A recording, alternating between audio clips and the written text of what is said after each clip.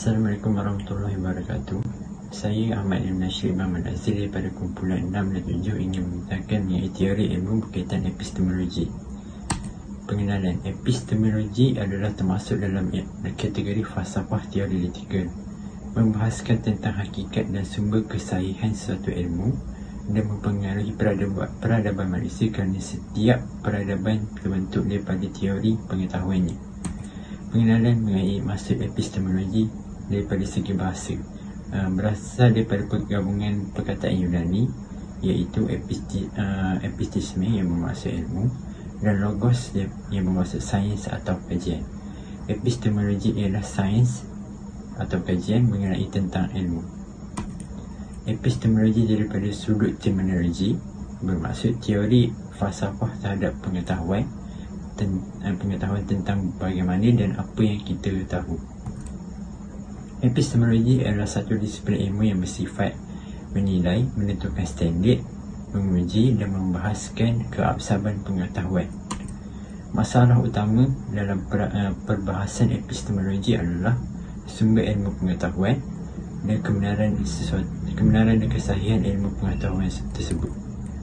Persoalan-persoalan yang dibahaskan dalam epistemologi adalah apakah itu ilmu, apakah kriteria atau sifat ilmu, bagaimanakah seseorang itu mengetahui sesuatu, berapa banyakkah ilmu yang boleh dikuasai, apakah sumber ilmu seseorang, apa syarat-syarat ilmu yang sahih, apakah manusia mampu menguasai ilmu, dan apakah sumber-sumber ilmu serta apakah itu kebenaran.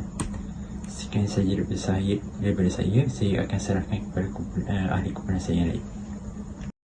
Assalamualaikum dan salam sejahtera. Saya Wan Amira Adila binti Muhammad Sabri akan membentangkan tajuk 6S epistemologi, iaitu sejarah perkembangan aliran epistemologi. Sumber ilmu dan aliran falsafah terbahagi kepada akal, panca indera, intuisi dan pragmatisme. Akal merangkumi aspek rasionalisme, panca indera merangkumi aspek empirisme, intuisi, intuisionisme dan pragmatisme yang tidak mementingkan ilmu tetapi manfaatnya.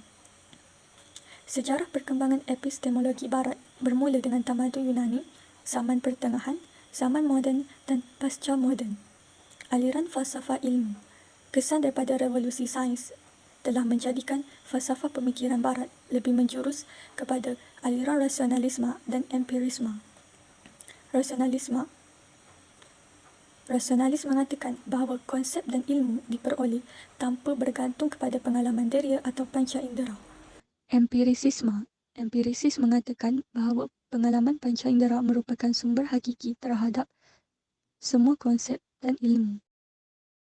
Aliran rasionalisme dari sudut sejarah dipelopori oleh ahli falsafah pada abad ke-17 dan abad ke-18 seperti Rene Descartes pada tahun 1596 sehingga 1650. Menurut definisi, ia menekankan kemampuan akal atau autoriti akal fikiran untuk memperolehi ilmu dan mencari kebenaran yang bersifat fitrah, di mana idea mengenai kebenaran dikatakan sudah ada pada diri setiap manusia secara a priori tanpa perlu melalui pengetahuan dan pengalaman. Dari sudut kelebihannya pula, kemampuan dapat menyusun sistem-sistem kefalsafahan, terutama ilmu logik dan matematik yang lahir sejak zaman Aristotle. Kelemahan mementingkan subjek daripada objek, menyingkap melalui cubanya untuk memahami objek atau sesuatu di luar kesanggupan rasionaliti. Pola aliran rasionalisme, kebenaran haruslah ditentukan melalui pembuktian logik dan analisis berdasarkan ratio berbanding dengan analisis melalui iman dan ajaran agama. Rasionalisme tidak mengingkari kegunaan indera dalam memperoleh pengetahuan kerana ia merangsang akal dan memberi bahan-bahan untuk akal bekerja, tetapi sampainya manusia kepada kebenaran adalah melalui akal dalam menyusun data-data. Akal menggunakan konsep-konsep rasionalis atau idea-idea universal. Yang kedua ialah aliran empirisme dipelopori oleh ahli falsafah British pada abad ke-18 seperti David Hume. Ianya berasal dari bahasa Yunani, empirikos, yang bermaksud pengalaman. Kelemahan aliran ini adalah objek yang menipu, indera terbatas dan indera menipu. Pola pemikiran, panca indera asas bagi segala ilmu yang menekankan peranan pengalaman, terutamanya pengalaman yang berasaskan pemerhatian menerusi 5 panca indera dalam pembinaan idea menolak kewujudan idea, dalaman atau naluri. Daripada asas empirisme ini juga, maka terbentuklah aliran positivisme dan saintifisme, menolak pandangan falsafah. Rasionalisme bahawa akal manusia mempunyai konsep terhadap sesuatu objek sebelum proses tanggapan di alam dunia, menyebabkan implikasi seperti tidak percaya kepada roh dan dunia di luar minda yang mengandungi zat. Seterusnya, aliran empirisis menurut John Locke, iaitu tiada pengetahuan yang dapat mengatasi pengalaman seseorang. John Locke juga turut menganggap manusia dilahirkan dengan selembar akal fikiran yang kosong, iaitu tabula rasa. Menurut David Hume pula, seluruh pengetahuan manusia berpunca dari panca indera. Dan aliran yang terakhir, iaitu aliran kritimisme. Menurut Immanuel Kant, segala pengetahuan kita bermula daripada panca indera, diteruskan kepada proses pemahaman dan berakhir dengan akal. Dan tiada yang lebih tinggi daripada akal. Konsep ilmu dan teori-teori kebenaran. Assalamualaikum warahmatullahi wabarakatuh dan salam sejahtera. Saya Nur Atila Farhani binti Arsyidi akan menerangkan tentang konsep ilmu. Definisi ilmu. Dari sudut etimologi, ilmu berasal dari perkataan alimat yang bermaksud mengetahui atau perbuatan yang bertujuan untuk mengetahui sesuatu yang sebenarnya. Dari segi terminologi, ilmu ialah segala pengetahuan tentang kebenaran atau sesuatu yang datang daripada Allah yang diturunkan kepada rasul-rasulnya dan alam ciptaannya, termasuk manusia yang memiliki aspek lahiriah dan batin. Kamus Dewan 2020 menyatakan bahawa ilmu ialah pengetahuan dalam perkara dunia, akhirat, zahir, batin dan lain-lain. Secara umumnya, ilmu didefinisikan sebagai pengetahuan dan kepandaian mengenai sesuatu bidang yang disusun secara bersistem menurut kaedah dan metod tertentu yang dapat digunakan untuk menerangkan yang berkaitan dengan bidang ilmu tersebut. Definisi dan konsep ilmu. Ilmu dikenali sebagai kepercayaan yang berasas mengenai sesuatu yang benar. Dikenali juga sebagai justified true belief. Ilmu terbahagi kepada tiga, iaitu yang pertama kepercayaan, yang kedua kepercayaan mestilah benar, dan yang ketiga syarat kepercayaan kita itu mestilah mempunyai justifikasi ataupun berasas. Syarat ilmu yang pertama, kepercayaan iaitu belief. Mempunyai kepercayaan tentang apa yang kita pegang dan percaya dikenali sebagai ilmu. Contohnya, teori sains. Apabila kita menganggap teori sains itu sebagai ilmu, maka kita telah mempunyai kepercayaan terhadapnya. Misalnya, kita percaya di dalam ilmu fizik adanya teori atom dan kita mempercayai akan teori tersebut, maka ia merupakan satu syarat ilmu. Syarat ilmu yang kedua, kepercayaan yang benar. Apa yang kita percayakan itu mestilah benar. Misalnya, jika kita percaya kepada teori atom, maka teori atom itu mengatakan bahawa benda-benda bersifat jasad ataupun material terdiri daripada atom-atom yang kecil. Zarah-zarah kecil yang dipanggil atom yang bergerak, kita mesti mempercayai dan kepercayaan kita itu mestilah benar. Dan syarat ilmu yang ketiga ialah kepercayaan yang benar dengan bukti. Syarat kepercayaan kita itu mestilah justifikasi dan berasas. Berasas di sini ialah bukan kepercayaan yang buta, tetapi mempunyai justifikasi. Sebagai contohnya, teori atom telah dibuktikan dengan eksperimen dan pemerhatian di mana apabila dilakukan arus elektrik, didapati elektron bergerak dari cas negatif ke arah cas positif. Teori atom telah dibuktikan oleh saintis seperti John Dalton, J.J. Thomson, Max Planck, Pierre Curie dan Marie Curie. Necessary and sufficient condition. Setiap syarat ilmu itu mesti dipenuhi. Jika ketiga-tiga syarat tidak dapat dipenuhi, maka sesuatu itu tidak boleh diterima sebagai ilmu. Ahli falsafah juga telah bersetuju berkenaan ketiga-tiga syarat ilmu ini. Konsep ilmu menurut ilmu falsafah ialah kepercayaan yang berasas mengenai sesuatu yang benar, iaitu justified true belief. Pertama, kepercayaan iaitu belief. Percaya sesuatu ilmu, sebagai contohnya, percaya tentang teori atom. Yang kedua, kebenaran iaitu true. Apa yang dipercayai adalah benar. Sebagai contohnya, setiap zarah kecil yang dipanggil atom yang sentiasa bergerak adalah benar. Dan yang ketiga, justifikasi, justified. Kepercayaan tentang kebenaran sesuatu mempunyai asas dan justifikasi. Sebagai contohnya, ada bukti tentang atom bergerak. Ketiga-tiga syarat ilmu iaitu kepercayaan, kebenaran dan justifikasi ini adalah necessary iaitu mesti ada. Jika digugurkan mana-mana syarat ini, ianya bukan ilmu. Dan syarat ilmu juga perlu sufficient, iaitu memadai. Tiga syarat ini sudah memadai, tidak perlu tambahan syarat yang lain. Kesimpulan tentang konsep ilmu. Pengetahuan merujuk kepada kefahaman manusia terhadap sesuatu perkara, yang mana ia merupakan kefahaman yang sistematik dan diusahakan secara sedar. Pengetahuan yang tersusun akan meningkat menjadi ilmu atau sains. Ahli falsafah mengatakan ilmu adalah pengecaman bentuk maklumat dalam jiwa. Imam Al-Ghazali menjelaskan bahawa ilmu adalah pengetahuan yang sistematik, benar dan meyakinkan. Hai, nama saya Valentina Mending Laut. Saya akan menyambung pembentangan kami dari kebenaran menurut falsafah dan agama.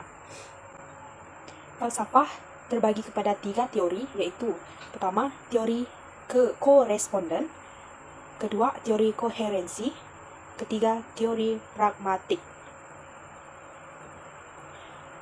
Bagi teori kebenaran korespondensi, kebenaran adalah kesesuaian atau sepadan antara penyataan dan hakikat. Benar atau salah terletak pada kesesuaian antara subjek dan objek. Subjek adalah apa yang diketahui, manakala objek adalah realiti sebagaimana adanya. Ini bermakna suatu penyataan adalah benar jika isi kandungan pengetahuan bersesuaian dengan objek. Contohlah, penyataan hari ini hujan, dan bila kita lihat di luar jendela hujan turun. Itulah maksudnya. Terdapat 5 unsur yang perlu dipenuhi, yaitu penyataan, kesesuaian, situasi, kenyataan, dan keputusan. Kelemahan bagi teori ini adalah bagaimana kita boleh membuat perbandingan antara idea dengan teori jika tidak berhadapan dengan realiti atau realiti tersebut tidak jelas. Contohnya, alam kubur. Seterusnya, teori koherensi atau konsistensi. Kriteria yang digunakan untuk menentukan sama ada suatu penyataan itu benar atau palsu adalah dengan cara berikut. Pertama, hubung kaitkan penyataan dengan penyataan lain.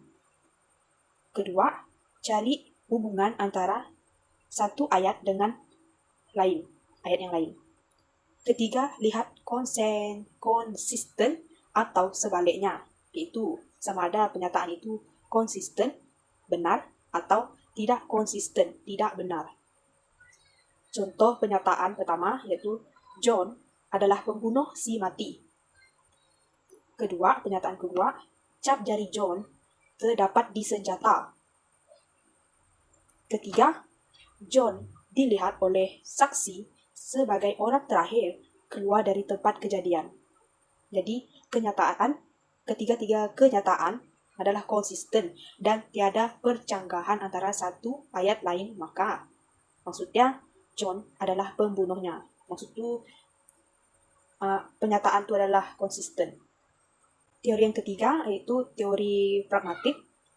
Teori pragmatik adalah teori kebenaran yang memiliki kriteria suatu pengetahuan sama ada benar apabila memiliki kegunaan yang praktikal atau bermanfaat dalam kehidupan. Teori ini mementingkan idea berguna walaupun palsu. Justru, kebenaran bukanlah keutamaan. Jadi, kepalsuan boleh dijelmakan dengan hujah-hujah rasional, sedangkan tarikan pragmatisme adalah manfaat jangka pendek yang sengaja diada-adakan. Contoh, seiring berkembangnya zaman, teknologi pun semakin canggih.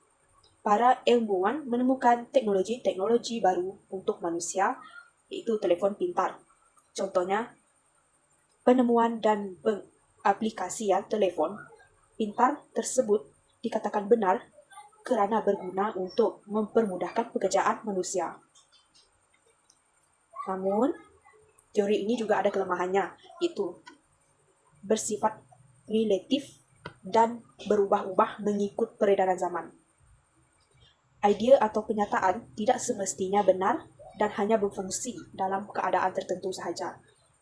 Hanya mementingkan idea yang berguna walaupun idea tersebut palsu. Seterusnya, kebenaran menurut agama dan tradisi.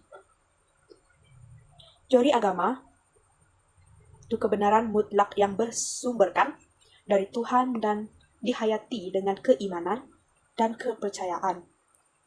Teori tradisi, manusia mempunyai tanggungjawab sepanjang hayatnya Dan untuk melaksanakannya, maka usaha keilmuan adalah jelas dilakukan atau diusahakan sepanjang hayat.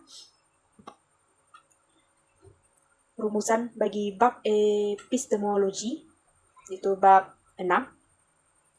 Pertama, membantu seseorang untuk mengetahui perkara yang ada dalam sesuatu bidang, termasuklah perkara yang tidak berkaitan dengan sesuatu bidang tersebut. Selain itu, topik-topik ini juga membantu memahami cara dan arah manusia untuk berfikir. Ketiga, mengetahui peradaban manusia. Keempat, mendorong manusia untuk bersentiasa berfikir dan menciptakan sesuatu yang baru. Akhir sekali, modal dasar dan alat strategi dalam mereka yasa pengembangan alam. Itu saja daripada saya. Terima kasih. Salam sejahtera. Kami akan membentangkan tajuk 7 iaitu ideologi semasa. Terdapat 4 objektif dalam tajuk ini iaitu menjelaskan cabaran sekularisme sebagai ideologi yang mengasaskan ideologi-ideologi semasa. Yang kedua ialah menjelaskan ideologi relativisme pasca moden yang merupakan reaksi terhadap kegagalan moderniti.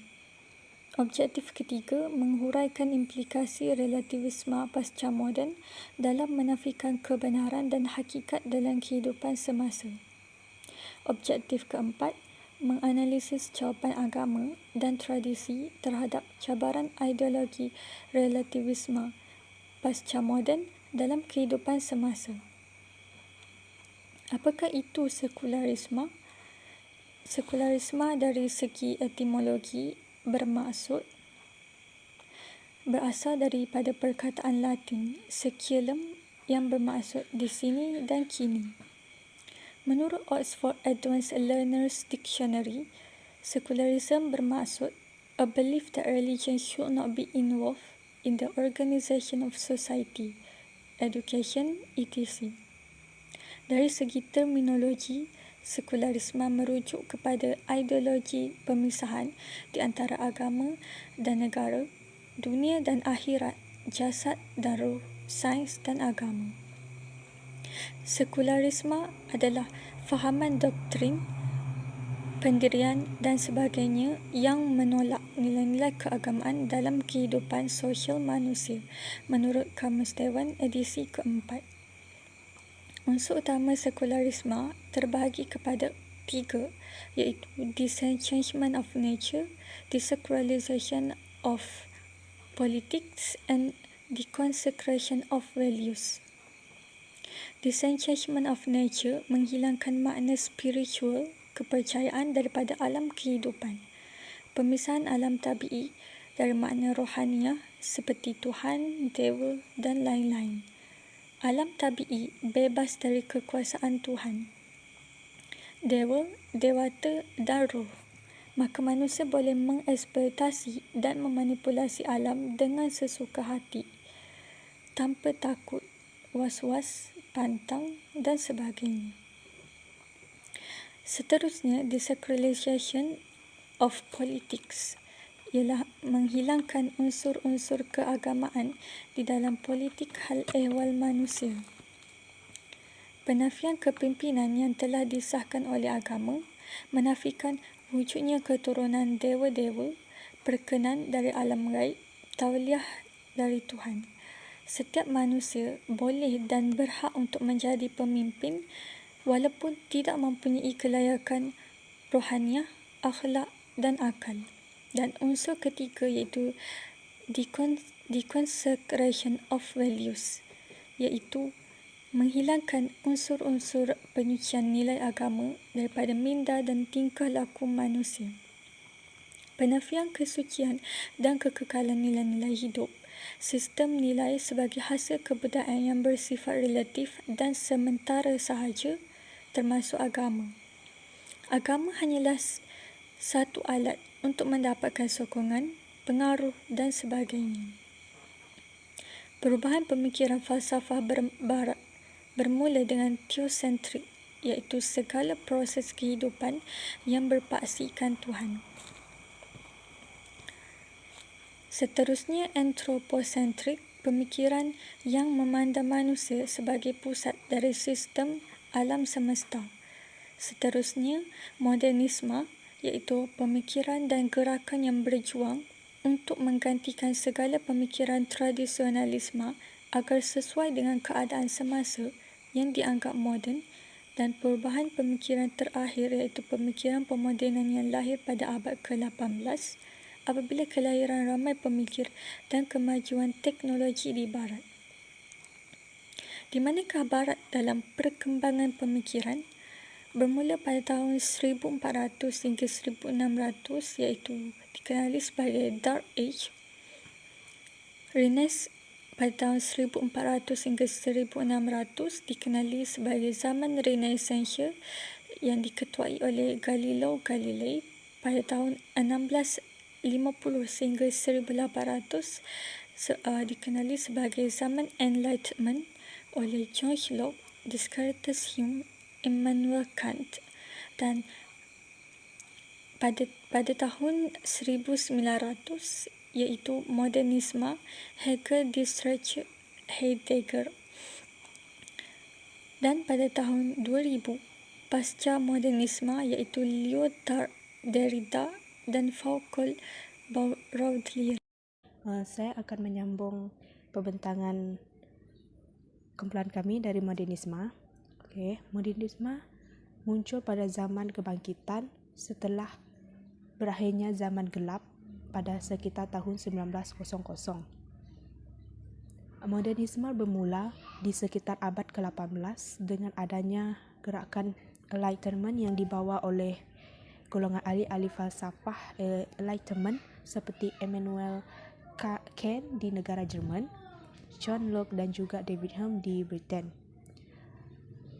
Modernisme Barat adalah simbol kemajuan, sejarah pula dikekalkan sebagai fakta. Modernisme ni dia fokus terhadap naratif-naratif besar di samping pentingnya kesahihan maklumat.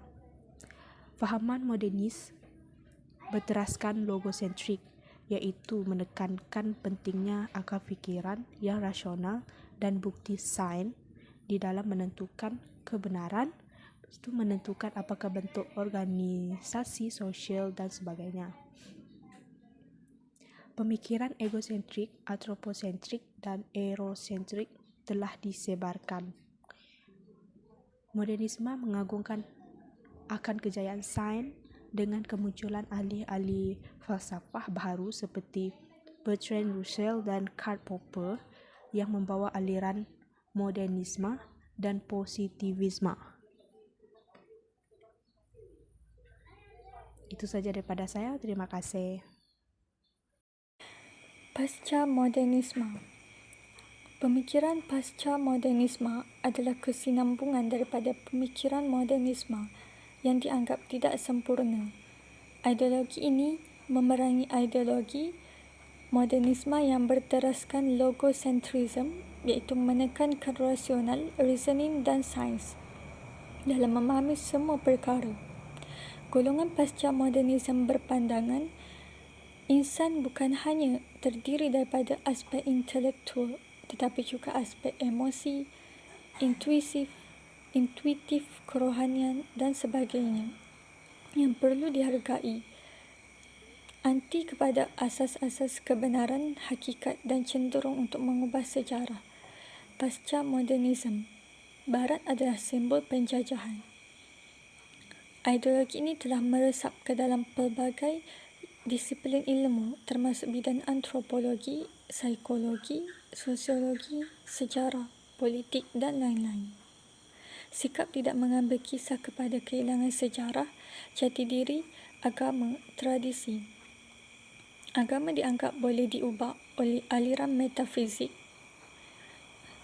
Agama dianggap boleh diubah oleh akal, New Age dan perlu sesuai dengan budaya dan masa manusia.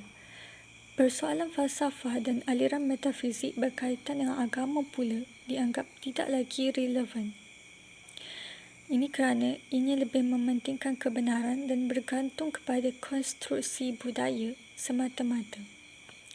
Skeptisisme terhadap kemajuan, fokus terhadap naratif-naratif kecil dan persoalan falsafah dan aliran metafizik yang berkaitan dengan agama pula dianggap tidak lagi relevan. Terima kasih diucapkan kepada ahli kumpulan saya. Seterusnya saya akan memberitakan pembezaan antara modernisme dan pasca modernisme. Modernisme memfokuskan naratif-naratif yang besar, manakala pasca modernisme memfokuskan naratif-naratif yang kecil. Modernisme, Barat adalah simbol kemajuan, manakala pasca modernisme, Barat adalah simbol penjajahan. Modernisme mementingkan kesahihan dan keaslian maklumat, manakala pasca modernisme mementingkan simulakra dan realiti ciptaan. Modernisme mementingkan penerapan pemikiran secara massa, iaitu secara umum, manakala pasca modernisme pemikiran berdasarkan niches dan identiti berkumpulan. Modernisme mementingkan sejarah sebagai fakta, sementara pasca modernisme adalah mementingkan sejarah yang ditulis oleh pemenang. Seterusnya, modernisme mementingkan kelas-kelas sosial yang jelas, manakala pasca modernisme asas yang tidak jelas kepada kesatuan masyarakat. Modernisme, agama dianggap sebagai tradisional, manakala pasca modernisme agama perlu mengikut keadaan semasa, iaitu trend. Modernisme mempunyai budaya yang tahap tinggi, pasca modernisme juga mempunyai budaya yang tinggi tetapi rendah dan kabur. Modernisme mempunyai keseriusan niat dan tujuan, dan manakala pasca modernisme mempermainkan niat dan tujuan tersebut. Akhir sekali, modernisme, keluarga adalah sebagai unit utama binaan masyarakat dan negara, dan bagi pasca modernisme keluarga hanya satu alternatif sahaja. Sekian, terima kasih. Kaedah penyebarluasan fahaman. Yang pertama, dekonstruksionisme, iaitu memusnahkan makna lama dan mencipta makna baru. Sebagai contohnya, pseudo-reality dan penyelewengan ilmu. Yang kedua, pluralism, iaitu memusnahkan keunikan realiti, ilmu dan nilai dengan menerbitkan pilihan yang pelbagai. Sebagai contohnya, pluralisme agama dan LGBT. Yang ketiga, relativisme, iaitu memusnahkan atau menyamaratakan darjat realiti, ilmu dan nilai. Sebagai contohnya, ilmu yang suci hanya dianggap sebagai komoditi, iaitu barangan, komersialisasi universiti. Dan yang terakhir, fetishisme, iaitu mengisi atau mencipta roh atau semangat baru dari kemusnahan dan penciptaan baru. Sebagai contohnya, klon manusia atau robot. Antara contoh-contoh kesan serangan ideologi adalah seperti masjid liberal, LGBT dan hedonisme. Cabaran pasca modernisme terhadap akidah dan pemikiran Islam terbahagi kepada tiga, iaitu dari sudut ontologi, dari sudut epistemologi dan dari sudut aksiologi. Dari sudut ontologi, iaitu faham wujud, hakikat-hakikat kewujudan dan hubungan antara mereka. Menurut pandangan pasca modernisme, semua kewujudan bersifat relatif ataupun nisbi, manakala pandangan modernisme mengisbatkan hanya wujud fizikal, dan daripada pandangan Islam mengisbatkan atau menentukan kewujudan hakikat sebagai benar bagi objektif atau realiti yang benar dan wujud. Dari sudut epistemologi, iaitu faham ilmu, kaedah sumber dan pengesahan ilmu pengetahuan. Pandangan pasca modernisme menyatakan semua kewujudan bersifat relatif atau nisbi, manakala pandangan modernisme mengisbatkan hanya ilmu akli dan indrawi. Menurut pandangan Islam pula, menentukan kebolehcapaian dan kebenaran ilmu-ilmu melalui kaedah dan sumber wahyu akal indrawi. Dan yang terakhir, dari sudut aksiologi, iaitu faham nilai, prinsip-prinsip akhlak, etika dan moral. Pandangan pasca modernisme menyatakan semua kewujudan bersifat relatif atau nisbi.